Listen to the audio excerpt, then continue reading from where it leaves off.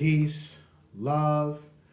Appreciate you guys for subscribing. We're at 401 subscribers. So I appreciate you guys. Much love, much peace to the gods and the goddesses out there. Appreciate you guys at Emotions Made Easy signing up. Shout out to the clients that are making moves in relevance to moving their mental forward through the chaos. Fire Safety Made Easy. Thank you guys for purchasing your study guides so you can glow into a beautiful career and not have to do security no more. You can step into fire safety. Clothing, art, rap, EP is out. Beautiful, everything happening. Love you guys. Continue to be yourself, because the more you become yourself is the more magical things happen and the more you attract magic. Okay, what are we going to be talking about today, right? Let's see. Entitlement. I got into a situation today that I'm going to break down as I speak. Yeah? Now, how can we approach situations of entitlement with mindful understanding and positivity? Approaching situations of entitlement with mindful understanding and positivity involves acknowledging the root cause of entitlement, the root causes of entitlement, such as insecurity or unrealistic expectations. Responding with empathy and positivity can de-escalate conflicts and promote more harmonious interaction. I had a situation today, right? You know, I was talking to a lady that I genuinely love. She's my granny. I call her my granny. She's amazing, right? Sometimes she pisses me off, but she's amazing, right? She's more loving and has more integrity than most men that I know, right? And my lady loves her. She's amazing, right? Shout outs to my lady. Shout outs to my baby boy, Asani. He'll be here in 6 weeks. Fuck yeah. Shout outs to me. Shout outs to my dog, right? And shout outs to you, right? So, you know, I had gave my granny a 20 because my spirit had told me to. And this lady goes, well, you out here giving out money? See, me and you we don't play. So if you were joking, I don't understand what type of joke that was, but I read souls. I didn't view that as a joke. I didn't understand. Not only that, my focus was to give her the money genuinely from a genuine space based on my spirit. That means you was eavesdropping when you was already having a conversation with someone. This lady's older than me. Long story short, she goes, well, you're disrespectful, bop, bop, bop. I said, listen, you're messy. You're delusional, and you're somewhat of a narcissist. It's the idea that I'm a very happy person. Why are you pursuing any idea of negativity with me? Plus, the brain can't comprehend negativity. Try it. Don't think about an elephant. Your brain processes positively no matter what. We try to be negative, and that's what creates the chaos. So I told her, I said, listen, you old enough to be my mother. Real talk. You got a son at home, right? This was after she said something like this. Yeah, because I get you hemmed up. Listen, as a black man, right? I need you to understand, you women, you mothers, whoever the fuck it is, for you to jump from that to violence and wanting to get somebody hurt is very ignorant and arrogant. It's very narcissistic, and you're pushing the culture back. And when I say the culture, I mean the idea of we're civilized humans. As human beings, we shouldn't want to pursue violence with each other. We should learn some type of soft skills to have a understanding and talk. I grew up in Brownsville, Brooklyn, raised in Canarsie, but I tell you this, the hood don't make me. So no, I don't respond with violence for everything. I'm not in survival mode, and I don't suffer from PTSD. But one thing I know, like the lady in Chicago that had called her son for the guy in the Chinese store. Now, the son is doing a bid probably, not too sure. I think he got off, not too sure. But it's the idea of going through that situation where you guys could have spoke to each other. Or the McDonald's incident in relevance to the fries. Or that time bro was called and the guy on the bike shot him, blah, blah, blah. We put in our men in situations based on our ego. We don't understand how we use entitlement or the idea of how we dangle hypermasculinity and use it for our own biddings. You guys are old enough to stop that shit. Have a conversation. Learn to have a conversation. I don't think, for you black men too, or young men or whatever, even impulsively responding to things like this, that's ignorance. Learn why you're hyper masculine. Learn why you're hypersensitive. Learn the entitlement issue you have in relevance to your mother saying, hey, listen, come down here and do this, and you're just instantly doing it. Whether it be your mom, your girl, your this, your sister, make sure you make some sense of it before you go putting your life on the line to appease an idea of ignorance, arrogance, machoism, bullshit, hypermasculinity. Anywho, but I had a conversation with her, and I told her, have a good weekend. She said, have a nice weekend also. But it's the idea that when you approach entitlement, don't approach it from a space of entitlement, like pity. Everybody is human beings. One thing I understood about this lady was I'm not finna be loud with you. I'm finna be as calm as possible because there's no will to go against you. So there's no way. So let's learn to just take a chill pill and be a little bit more patient because patience is adaptive. A lot of us don't have that patience, and that's the problem. It can lead to your demise, right? All right. So how can we approach situations of entitlement with mindful understanding and positivity? Understanding that entitlement comes from insecurity and unrealistic expectations. The person that's using entitlement may have went through that when they were younger. Age is just a number, and also age is a mindset. It's not who you are, it's where you are. So let's ice up when it comes to the idea of managing our emotional intelligence, our self-awareness, our self-reflection, and to you guys over there that are entertaining entitlement, take a chill pill and look at yourself. Yeah. And approach with empathy and positivity so you can have a harmonious interaction and you're not going back and forth. At the end of the day, we're all human beings. Our will and our intention should not to be to kill each other from a space of survival when we don't have to live like that. That's very savage. Don't be that. All right. Why is it important to be aware of the energy we give to others, especially when faced with negativity? Your brain cannot process negativity. The more negative you try to be is the more frustrated you get. Trust me. What you can't control, leave alone. Yeah? Being aware of the energy we give to others, especially when faced with negativity, is crucial as our energy impacts the atmosphere and outcome of the interactions. Cultivating positivity can help diffuse negativity and create a more positive environment. Remember, your goal is always to be positive because naturally you are. Your brain cannot process negativity. Don't think about an elephant. Understand that you might have still thought about it genuinely because can't nobody tell you not to do anything. Where there's a will, there's a way. And if you put your mind to it, you can do anything. So understand that you're in control. Plus, nobody likes to be told what to do genuinely, right? But that's the idea. You can diffuse negativity if you're aware of yourself in the moment. We don't vibrate from that space. Mastery does not consist of abnormal visions and fantasies, but it consists of one putting higher over lower. Know your higher vibrations. Know when to entertain higher thoughts and when to unpack lower thoughts of negativity because you're not negative. Sometimes take a chill pill and allow 17 seconds to pass by as your brain processes. The only thing you need to do is control what you can, and that's your breathing.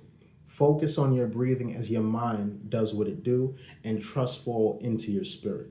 Yeah. How can we shift our perspective to see entitlement as a reflection of ourselves and respond with empathy. Shifting our perspective to see entitlement as a reflection of ourselves can prompt self-reflection and personal growth. Responding with empathy allows us to connect with others on a deeper level and foster understanding and compassion. Listen, man, compassion and understanding lives within you. You can't fake it. A lot of times we try to fake our edge. That's when nobody will trust you and you won't even trust yourself. So let's try to lean into our edge. If you have any triggers, by any means, triggers trigger growth. It's all in how you respond to it. You want to respond from a space where you focus on what you can control and not what you can't, and lean into it with as much grace, love, compassion as possible. Like I told a lady today, you're old enough to be my mom. I'm a very happy man. I've never bothered you before, but you're old enough to be my mom. And also, you're killing the culture. We're part of the same culture, the same DNA, the same strand. How could you jump straight to violence as though you don't have a son? Why would you want to see someone do the same thing you was thinking about doing or saying you would to your son? I don't think so. Yeah. So self-reflection plays a big part. I had to look at myself, and I've been doing this for a long time. I try to respond to people. Remember, it's you versus you. It's nobody else besides you versus you. A lot of the things that you're seeing in people, you see in yourself. Now, the universe, which is you and I, can't spell the universe without you and I, brings you these challenges so you can polish up, so you can get your experience in and really, really grow yourself. I'm trying to grow you. Grow yourself, because spirit is really malleable. Ego is really malleable. What you choose to be more times than you don't, law of attraction, you will become. Yeah. What role does self-reflection play in handling situations involving entitlement and narcissism? We're all naturally narcissists, and we're all actually going through aspects of entitlement where you pity yourself, or the persecution complex. But you have to understand, endure, pity, then you embrace. These are the 3 stages. But if you hold yourself accountable and unpack your pity, you'll be able to embrace what you endured. So the idea of self-reflection plays a significant role in handling situations involving entitlement and narcissism by allowing us to examine our beliefs, behaviors, and triggers. It helps us understand our reactions and empowers us to respond more effectively.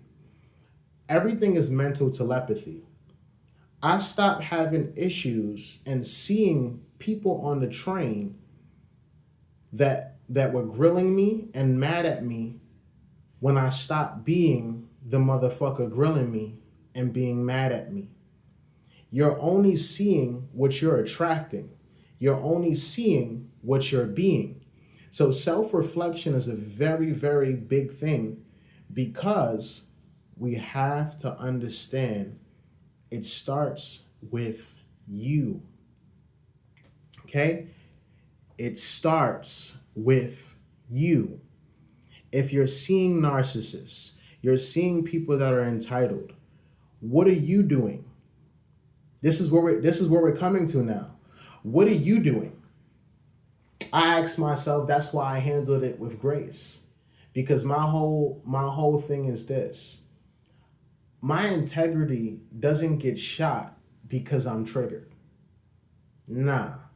Triggers is part of building my integrity and my confidence. So I must respond with the most genuine and loving understanding as I share my feelings, but I balance both sides. You don't have to be wholeheartedly negative. As you balance both sides, make sure you're into the law of neutralization. Allow your negative to pass by. As you let that pendulum swing, staying your positive. Just watch. Sometimes we get so caught up in not watching the movie that we become a part of a movie that wasn't even meant for us. So begin to watch yourself, reflect on yourself as things pass by, and do better. How can we disrupt the expected reaction to entitlement by choosing positivity and understanding? Disrupting the expected reaction to entitlement by choosing positivity and understanding can shift the dynamic of the interaction. By responding with empathy instead of defensiveness or aggression, we can promote a more positive outcome. We just talked about the laws of the universe. One of the biggest laws is the laws of attraction. If you want static and you want issues, wholeheartedly you will receive them. So this is why we have to approach these things with empathy, understanding, and positivity, because you'll attract bullshit if you on bullshit. And I'm tired of being on bullshit. You know, and comment if you feel different, right? You know damn well it is very draining to be negative. I remember I was going through a week or so, or 2 weeks, where I was hitting old ladies mentally, beating people up mentally. You got to crash out mentally first so you don't do it in real life. And by any means, your imagination is very bright. But one thing I realized as I was doing this experiment, I got tired of being negative, even mentally. Hitting, pushing, da da da. It was fun for a while. But then I realized you never get what you want, you get what you are. That's why I wanted static. I wanted issues because I understood that's not what I am. So I was able to get what I am, and I moved past that and actually got to understand that being negative is draining. Very draining, very draining. Makes you tired. You'll be a lot more tired than most because you're just being negative. All right. What is it? What? I'm about to hurry up. Gotta call my lady. All right. Why is it crucial to examine our own intentions and communication patterns in interactions with entitled individuals? Examining our own intentions and communication patterns in interactions with entitled individuals is crucial to fostering healthy relationships. Being mindful of our motivations and how we can convey our thoughts can promote clearer understanding and mutual respect. A lot of times we don't understand, right, that we want the situation to be negative because we're so uncomfortable dealing with negative. And this is when you got to unpack to unlock and, meditate, go through your silence, talk to yourself. Who would have thought that it would have ended with have a good weekend? My whole goal is not to be negative. It's to be negative while balancing and being positive wholeheartedly from a subconscious space. That's my goal, to assess negativity, address it assertively, and remain who I really am, which is positive and empathetic. So taking time to examine your intentions and communication patterns can help because the whole goal is to be better. So my whole goal is not to fight and continuously fight. Now I'm Attack on Titan. I don't have time for that. My whole goal is to understand people. I have a beautiful baby boy coming, and he learns things through osmosis after the age of reason, which is 7. I need to subconsciously be all aspects of positive because I am, so he can have a fun time being positive and understand that positivity gets you a lot further than indulging in society's view of what negativity is, and it's hurting you. Be open to hurt, understand yourself, because a lot of times negativity comes from hurt. Sit with yourself silently, handle that, journal. What psychological principles underlie the power of approaching entitlement with empathy and positivity? The psychological principle underlying the power of approaching entitlement with empathy and positivity include the impact of emotions on behavior, the role of empathy in fostering connection, and the importance of compassionate communication and conflict resolution. Anytime you step in a situation, your goal should be to make it positive and transmute it, because you're naturally that. You can't help yourself. So a lot of people hold grudges. I'm not one of them. Holding grudges is very heavy on your heart. Let go of the past so you can enjoy the present and create a better future. Much love, much peace, and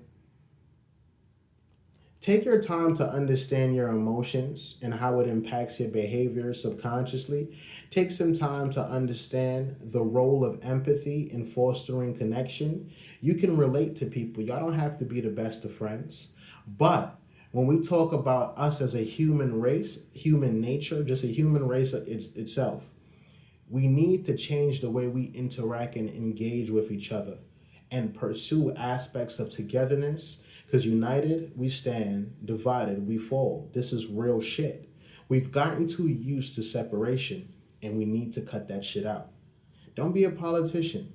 Learn yourself, engage with people, but engage with yourself first, mental telepathy, so you can figure things out. Much love, much peace. Be yourself, have fun, and slowly lean into ideas that trigger you, because triggers are here to make you better. Much love, much peace. Joy talking to you guys. Thanks again. Love, peace.